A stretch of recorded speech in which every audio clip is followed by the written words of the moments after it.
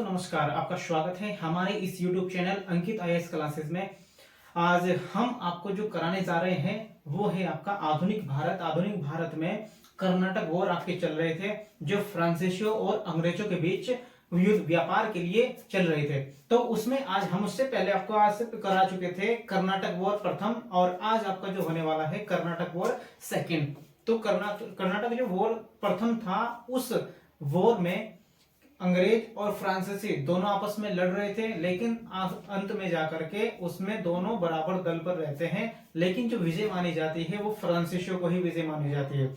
लेकिन बाद में जाकर के जब यूरोप में उनका जो युद्ध चल रहा था दोनों के बीच, वो शांत हो जाता है, तो उसके बाद भारत में भी इन दोनों के बीच वॉर शांत हो जाती है। लेकिन एक संधि होती है, एक्स-ला-शापेल की संधि। उस एक्स-ला-शापेल की संधि के साथ ही भारत में भी इनका जो युद्ध है वो कर्नाटक प्रथम वॉर खत्म हो जाता है या समाप्त हो जाता है।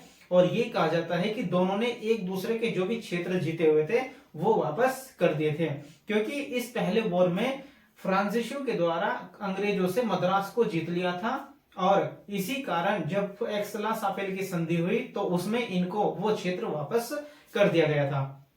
अब देखते हैं इसके बाद अब सेकंड वॉर होता है, क्योंकि आपका जो फर्स्ट वॉर हुआ था वो 1746 से लेकर के 1748 तक हुआ था, क्योंकि एक्स-ला-शापेल की संधि 1748 में हुई थी दोनों के बीच।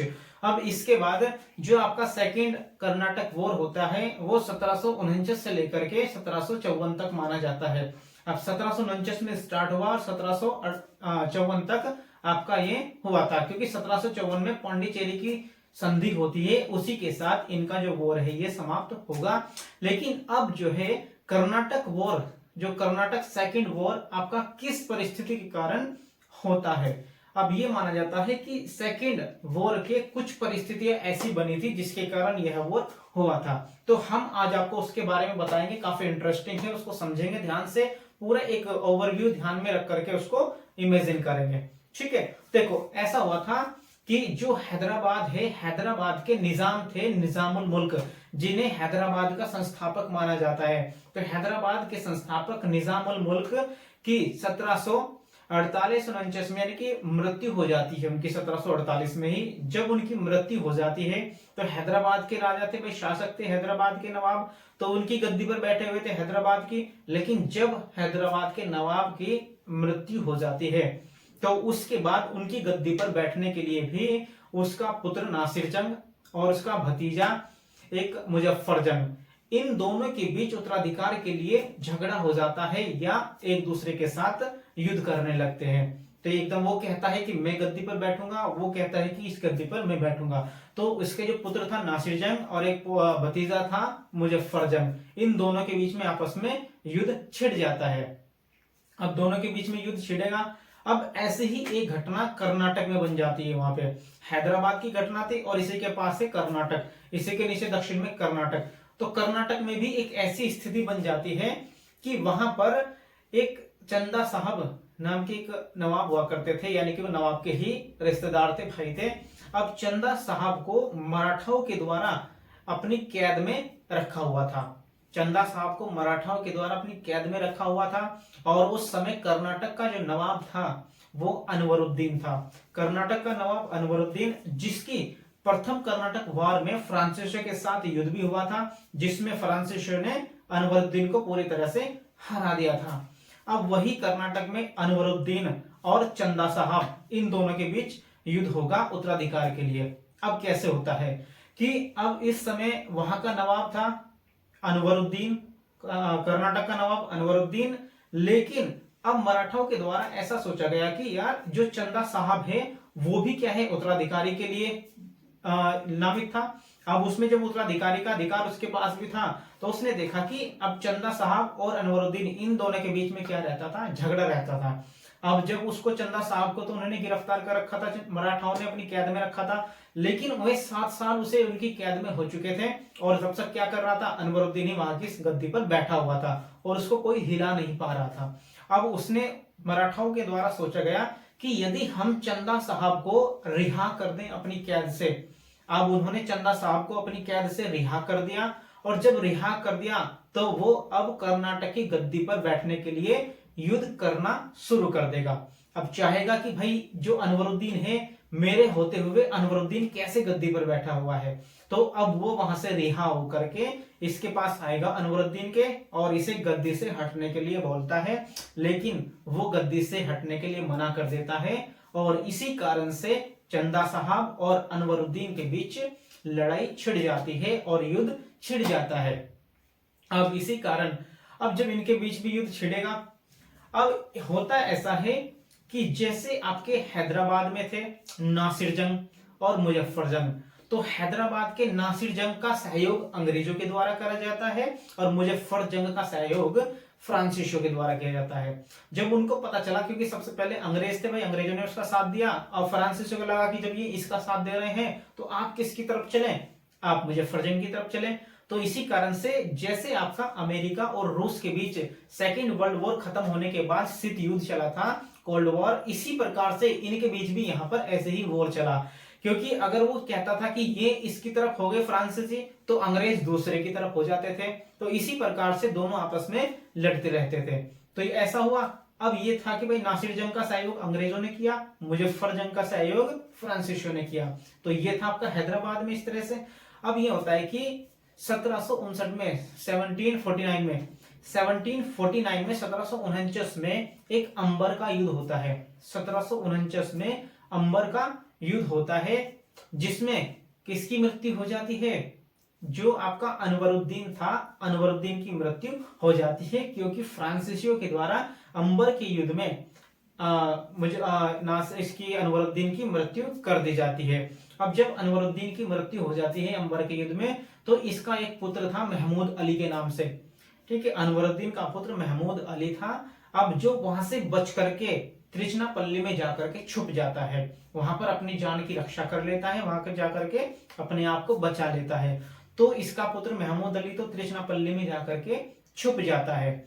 अब इसी के बाद 1750 में ये माना जाता है कि 1750 में जो आपका उसमें हैदराबाद में नासिर जंग था, उसकी भी मृत्यु हो जाती है। तो 1750 में हैदराबाद के नासिर जंग की भी मृत्यु हो जाती है। अब उसके बाद जब उसकी मृत्यु होगी, तो इसमें सहयोग किसने करा था, फ्रांसीसियों ने। तो फ्रांसीसियों के द्वारा किसकी मृत्यु कर दी जाती है, नासिर जंग की मृत्यु कर दी जाती है। और फ्रांसीसियों में एक गवर्नर माना जाता है डुप्ले नाम से। तो डुप्ले की इतनी महत्वपूर्ण भूमिका रहती है कि सारी जो नीतियां बनाई जाती है वो डुप्ले के द्वारा ही बनाई जाती है, जो फ्रांसीसी गवर्नर बनकर के आता है, और उसी के द्वारा नासिर जंग को यहां से पूरी तरह से सफाया कर दिया जाता है, उसकी मृत्यु हो जाती है। अब जब उसकी मृत्यु हो जाएगी, तो उसके बाद जो हैदराबाद में मुजफ्फर जंग था, उसका भतीजा निजामुल मुल्क का, तो अब वो गद्दी पर बैठ जाता है, हैदराबाद की गद्दी पर। तो हैदराबाद की गद्दी पर अब मुजफ्फर जंग बैठ जाएगा। जब मुजफ्फर जंग हैदराबाद की गद्दी पे बैठेगा, तो वो इस बात से बहुत ज्यादा खुश हो जाता है कि यार फ्रांसीसी ने मेरी इतनी मदद की और मुझे इस गद्दी पर बैठने में सहायता करी।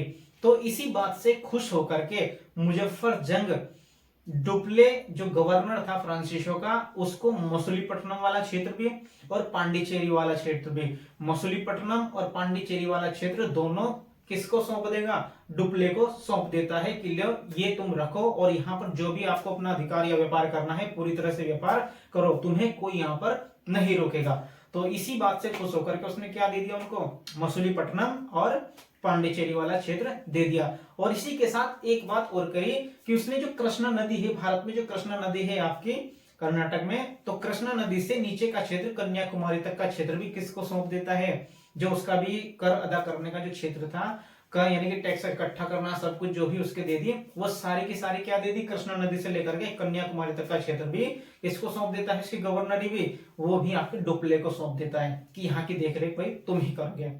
तो इतना हो जाता है, अब यहां तक सौंप दिया। लेकिन अब क्या होगा कि भाई कुछ समय के बाद मुजफ्फर जंग, भाई मुजफ्फर जंग कहां पे, हैदराबाद की गद्दी पे बैठा। अब कुछ समय के बाद मुजफ्फर जंग की भी मृत्यु हो जाती है, तबीयत खराब होने के कारण, किसी भी वजह से अब मृत्यु हो जाएगी। तो उसकी मृत्यु के बाद उसका पुत्र गद्दी पे बैठ जाता है सलाबत जंग।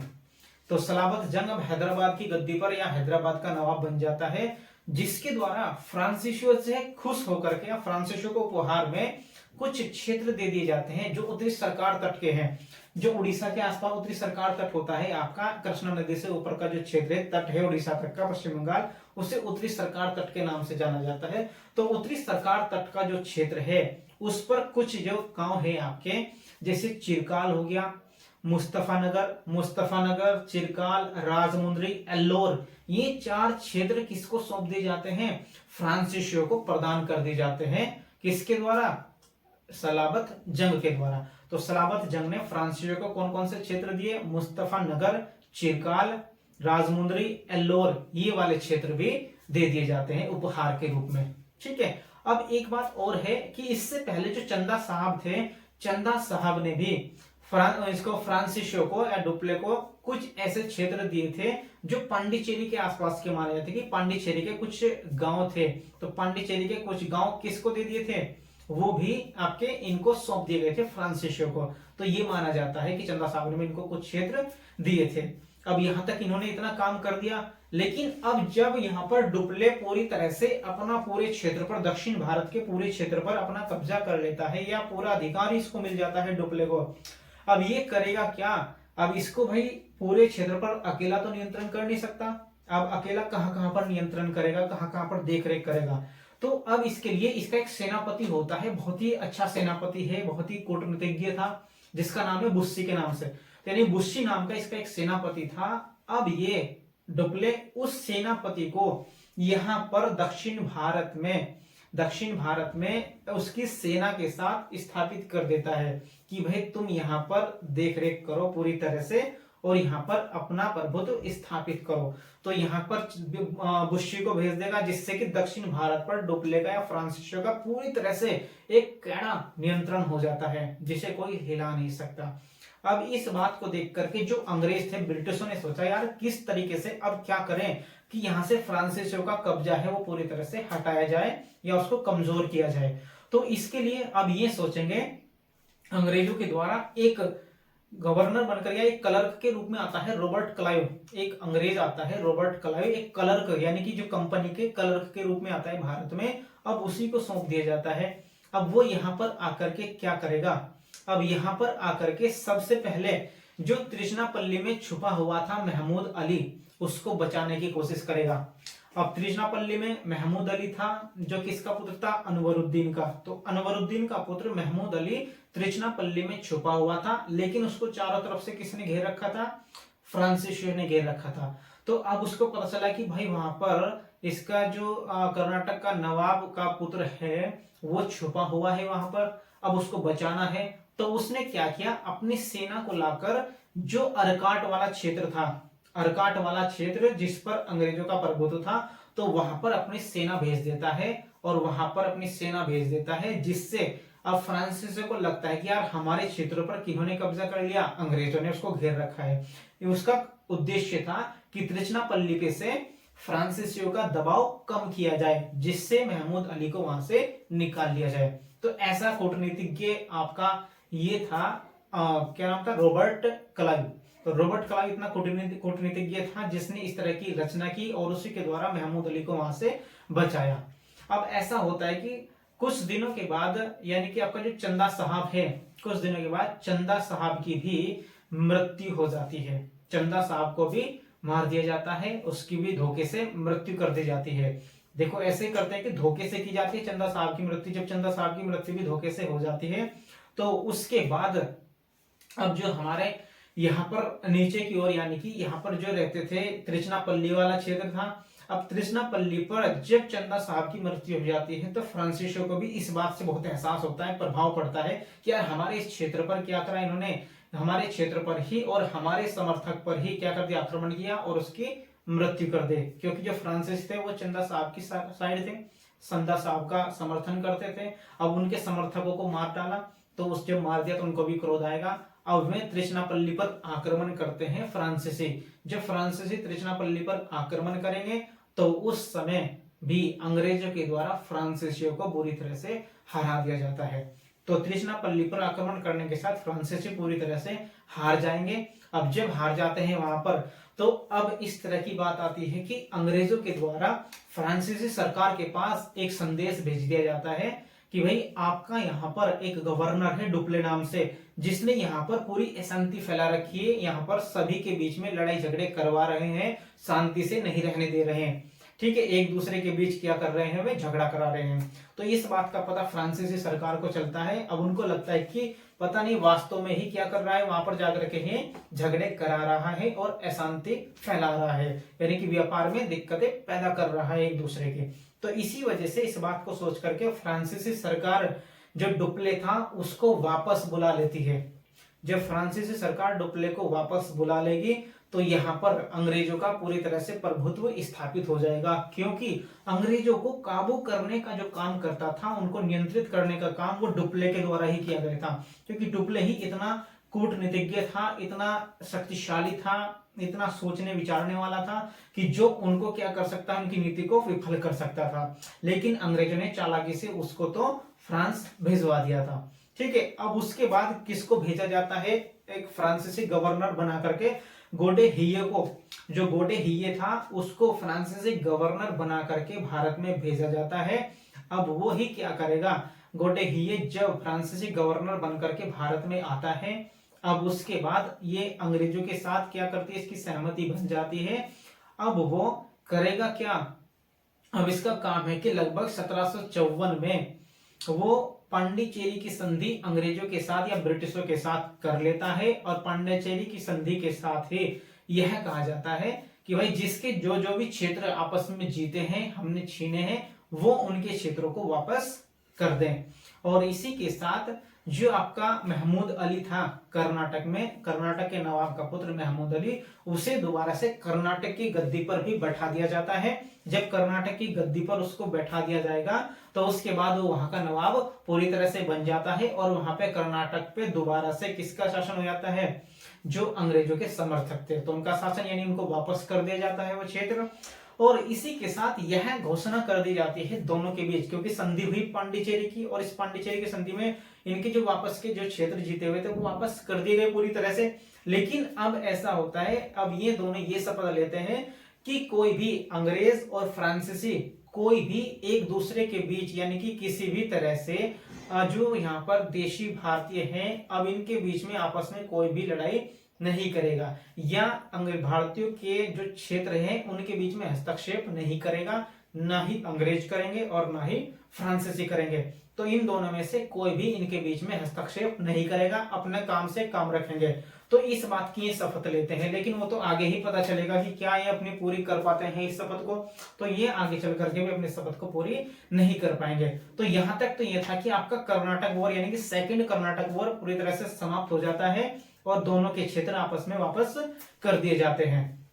तो यहां तक था। तो ये जो है आपसे पूछे ले कि आपके जो ब्रिटिश हैं, ब्रिटिशों ने यहाँ पर किस तरह से अपने अधिकार जमाए। तो ब्रिटिश एक काम किया करते थे कि यहाँ के जो राजा हुआ करते थे, जो भारतीय राजा थे, ये पता उनको चल गया था कि कमजोर है बहुत ज्यादा, ये इतने शक्तिशाली नहीं है। तो वे क्या करते थे, यहाँ के राजाओं को छोटे छोटे से उपहार दे दिया करते थे, जिससे यहाँ के राजा खुश हो जाया करते थे। छोटे छोटे उपहार दे करके खुश हो जाया करते थे और वे यहाँ की भाषा भी सीख रहे थे। अंग्रेज क्या करते थे, हमारे यहाँ की भाषा सीखते थे, जिससे कि यहाँ के राजा उनकी भाषा को देख करके खुश हो जाया करते थे। अरे वाह यार, ये तो हमारी ही भाषा बोल रहा है, तो इसी बात से खुश हो जाते थे और उनको कुछ भी अधिकार दे दिया करते थे। और इसी चतुराई से अंग्रेजों ने यहाँ पर पूरी तरह से अपना कब्जा करना शुरू कर दिया और अपना व्यापार बढ़ाना शुरू कर दिया और धीरे धीरे धीरे धीरे पूरे ही भारत पर अपना प्रभुत्व स्थापित करना शुरू कर दिया था। तो इसी चालाकी से इन्होंने क्या किया, यहाँ पर अपना पूरा अधिकार कर लिया था। आगे चल करके आप पढ़ेंगे, इनमें बहुत सारी ऐसी घटनाएं आएंगी, क्या क्या घटनाएं होंगी, किस तरह से इनको क्या क्या फरमान दिए जाएंगे, क्या क्या इनको सुनहरा फरमान हो गया, जैसे शाही फरमान हो गया, इस तरह से इनको प्रदान कर दिए जाते हैं और इनका धीरे धीरे व्यापार बढ़ने लगता है यहाँ पर अंग्रेजों का। और बस जैसे व्यापार बढ़ना शुरू हुआ तो इन्होंने तो यहाँ से क्या करना शुरू कर दिया, अपना लाभ कमाना शुरू किया और अंग्रेजों को यहाँ से जो भारतीय थे उनको दबाना शुरू कर देते हैं और धीरे धीरे अपना पूरा कब्जा कर लेंगे। लेकिन अब इसके बाद भी होगा आपका कर्नाटक वॉर तीसरा। अब तीसरा कर्नाटक वॉर भी इसका होगा, जो आप नेक्स्ट एपिसोड में पढ़ेंगे। ओके, तो आज आपको इतना ही करना है और इसको ध्यान से पढ़ेंगे, ध्यान से समझेंगे और इसको ध्यान से ही समझ करके माइंड में इसको स्टोर करेंगे। तो जो भी चीज आप पढ़ रहे हो इसको थोड़ा सा इस तरीके से पढ़ें कि जो आपके एक बार पढ़े तो दोबारा पढ़ने की जरूरत ना पड़े। तो बस कंसेप्ट को समझना है, कहानी को समझना है, कहानी को एक कंसेप्ट बना करके उसको याद करना है। तो इतना ही आप करेंगे। ओके, बस आज इतना ही करते हैं। Thank you.